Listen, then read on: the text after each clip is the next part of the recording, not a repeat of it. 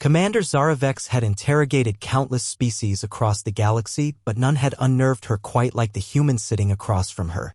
The creature, no, the man, sat with an almost casual posture in the restraint chair, his dark eyes studying her with an intensity that made her chitinous exoskeleton prickle with unease.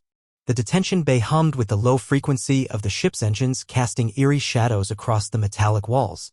Zara's 6 arms moved with practiced efficiency as she activated the neural probe, its crystalline tendrils extending toward the human's skull. This was standard procedure for all captured specimens, yet something about this particular encounter felt different. "State your designation," she commanded, her voice carrying the authority of someone who had conquered 12 star systems. The human tilted his head slightly, a gesture that somehow seemed both submissive and predatory. "Marcus Chin," he replied, his voice steady despite the plasma restraints burning against his wrists. "Though I suspect you already know that." Zara's mandibles clicked in annoyance. The human was right, their intelligence networks had been tracking him for months. Marcus Chin, former Earth Defense Force captain, now a rogue operative who had somehow managed to infiltrate 3 of their most secure facilities. What they didn't know was how he'd done it, or more importantly, what he'd stolen. "Your species cowers before superior beings," Zara hissed, leaning forward until her compound eyes were mere inches from his face.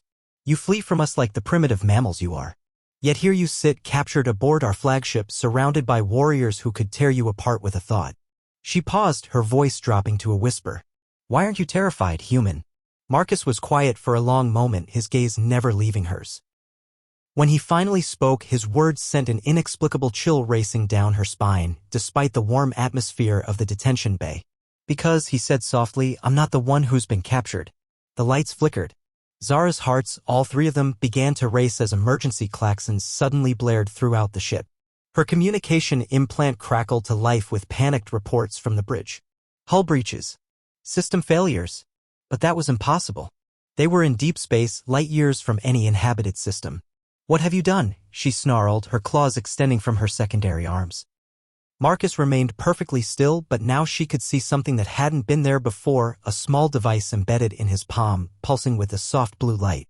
"Your species has been conquering worlds for centuries," he said, his voice carrying an odd note of sadness. "You've developed quite a reputation for being thorough, efficient, merciless. But you made one critical error." The ship shuddered violently and Zara struggled to maintain her balance. Through the viewport, she could see other vessels in their fleet, massive dreadnoughts that had laid waste to entire civilizations beginning to list and drift, their lights flickering and dying. "You assumed we were primitives," Marcus continued, his restraints somehow no longer binding him. He stood slowly, the device in his palm now glowing brighter. "You assumed we were just another species to be conquered, catalogued, enslaved. But humans have one trait that your intelligence networks apparently missed." "What trait?" Zara whispered, though she was beginning to understand that she no longer wanted to know the answer. Marcus smiled, but it was the kind of smile that predators wore just before they struck. "We're very, very good at pretending to be helpless. While you were busy conquering the obvious threats, we were studying you, learning your weaknesses, infiltrating your networks. And now," he gestured toward the viewport where the once mighty fleet was now floating dead in space. "Now we're going to show you what it really means to be terrified."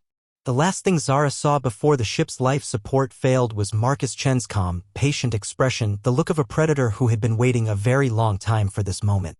In her final seconds, she realized that humanity's greatest weapon wasn't their technology or their numbers.